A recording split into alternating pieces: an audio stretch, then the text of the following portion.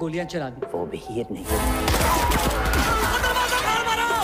1919 সালে 13 এপ্রিল ভারতের পাঞ্জাব রাজ্যের অমৃতসর শহরে জালিয়ানওয়ালাবাগে জড়ো হন 15-20 হাজার ভারতীয়। তাদের অধিকাংশই ছিলেন শিখ সম্প্রদায়ের। তারা সেখানে একত্র হয়েছিলেন পাঞ্জাবি নববর্ষ উদযাপন করতে। নববর্ষ পালনের পাশাপাশি তাদের উদ্দেশ্য ছিল ধর্ম নিপীড়নমূলক রাওলাত আইনের বিপক্ষে প্রতিবাদ জানানো। এই আইনের ফলে খর্ব হয়েছিল গণমাধ্যম স্বাধীনতা, শুরু হয়েছিল বিনা পরোয়ানায় গ্রেফতার এবং অনির্দিষ্ট সাজার অন্যায্য সহ্য। ফলে সাধারণ মানুষ এক হয়ে নির্বাচনের গ্রেফতার বিরুদ্ধে বিক্ষোভ প্রদর্শন করে। বৈশাখী উৎসব পালন করতে আসা জনতা তখনও জানে না কি অপেক্ষা করছে তাদের সাথে। হঠাৎ সেই বাগানে ঢুকে পড়ে 50 জন ব্রিটিশ ভারতীয় সেনা সদস্য। কর্নেল রেজিনাল্ড ডায়ারের নির্দেশে সাধারণ নাগরিকদের বাগান থেকে বের হওয়ার সব পথ বন্ধ করে দেওয়া হয়। তার আদেশে এলোপাথারে গুলি ছুড়তে শুরু করে সৈনিকেরা। টানা 10 মিনিট প্রায় 1650 রাউন্ড গুলিবর্ষণ করে সৈনিকেরা। কি হচ্ছে তা বুঝে ওঠার আগে প্রাণ হারায় উপস্থিত জনতার একাংশ। পালানোর পথ না পেয়ে দেয়াল বয়ে উপরে উঠে অন্য পাশে যাওয়ার চেষ্টা করে অনেকে।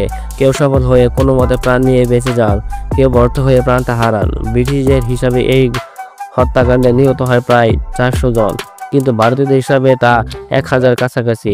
106 বছর আগে সেই হত্যাকাণ্ড নিয়ে নির্মিত হয়েছে বলিউডের নতুন সিনেমা, নাম Kesari chapter 2, the untold story of Jallianwala Bagh.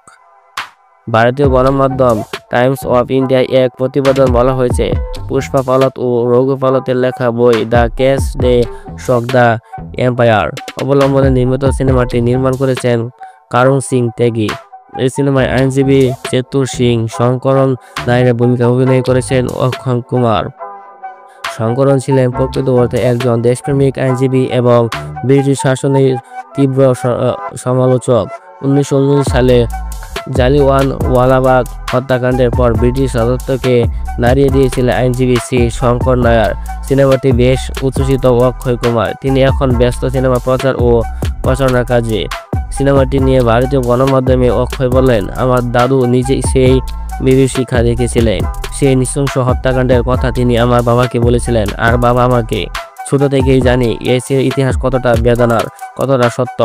আমি ইতিহাসবিদ নই, আমি একজন অভিনেতা মাত্র। আর এই সিনেমাটি একটি বই অবলম্বনে নির্মিত হয়েছে। বইটি পড়ে যা বুঝেছি এবং বাবার কাছ থেকে যা শুনেছি, কেসারি চ্যাপ্টার 2 এই সব কিছুরই সংমিশ্রণ।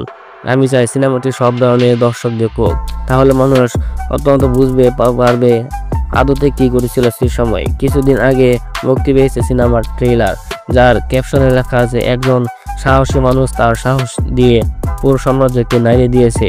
আমাদের ইতিহাসের সবচেয়ে অন্ধকার সময়।